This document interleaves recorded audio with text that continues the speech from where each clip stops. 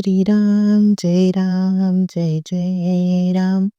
श्री सद्गुरु ब्रह्मचैतन्य गोंदवलेकर महाराजांचे प्रवचन. 13 मे. स्वतःला सुधारण्याचा प्रयत्न करावा. वास्तविक काही न करणे. आपण काही करतो आहोत किंवा आपल्याला काही करायचे आहे असे न वाटणे हाच परमार्थ. देहाने मनाने एकसारखी चळवळ करायची आपल्याला सवय लागली आहे. देहाला स्वस्थ बसायला लावणे कठीण, मनाला स्वस्थ बसायला लावणे हे त्यापेक्षा कठीण, आणि देहाने कर्म करीत असताना मनाला स्वस्थ बसविणे हे अत्यंत कठीण.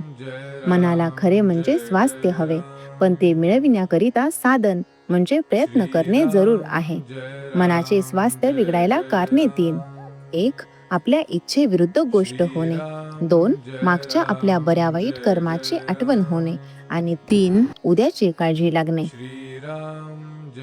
आता जो तो आपल्या इच्छेप्रमाणे व्हावे असे म्हणणार, मग सर्व तुमच्या इच्छेप्रमाणे कसे चालतील? तुमच्या इच्छेविरुद्ध गोष्टी होणारच. तेव्हा स्वास्थ्य बिघडू न देण्यासाठी आपली इच्छाच नाहीशी करावी. अमुक गोष्ट मिळावी ही बुद्धीच नाही ठेवू. हाव सोडावे, लोकांची आस सोडावी. जे काही होते ते रामाच्या इच्छेने झाले म्हणावे. प्रत्येक गोष्ट रामाने केली म्हणणे म्हणजे अखंड भगवंताच्या अनुसंधानात राहणे. आपला अहमपणा खरोखर किती खोल गेला आहे पहा. समोर दिसत असलेल्या गोष्टीकडे बेमालूम डोळे झाक करून आपण आपल्या दोषांचे खापर बिनदिक्कत दुसऱ्यावर फोडायला तयार होतो.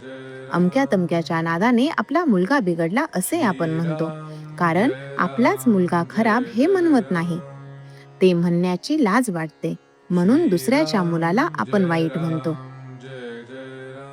आपला मुलगा आपल्या डोळ्यात देखत संगतीच्या योगाने एवढा बिघडतो, तर मग संगतीचा परिणाम केवढा असला पाहिजे.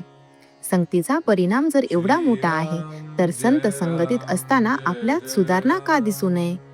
संत संगतीने मग आपण निश्चित सुधारायला पाहिजे, पण तसे तर दिसत नाही. मग नडते कुठे? याचे मुख्य कारण म्हणजे आपण स्वतःला सुधारण्याचा प्रयत्नच करीत नाही. आपल्याला सर्व समजते, परंतु प्रयत्न करायला नको. वासनेच्या जाळ्यातून बाहेर पडण्याचा आपण प्रयत्न करीत नाही. त्यामुळे वासनेतच आपण जन्माला येतो आणि वासनेतच आपला अंत होतो. याकरिता एकच खात्रीचा उपाय आहे, आणि तो म्हणजे भगवंताला अनन्य भावाने शरण जाणे. रामा, तुझ्या वाचून माझी यातून सुटका नाही. तू ठेवशील त्यात मी आनंद मानेन. तुझे प्रेम मला लागू दे असे कळकळीने रामाला सांगावे आणि सदैव त्याचे नाम हृदयात ठेवावे. तो उदार परमात्मा तुमच्यावर कृपा केल्याशिवाय राहणार नाही, याची खात्री बाळगा. वासना मारायला भगवंताचे अधिष्ठान हा एकच उपाय आहे. श्रीराम जय राम जय जय राम. श्रीराम जय राम जय जय राम. श्रीराम जय राम जय जय राम. श्रीराम जय राम जय जय राम.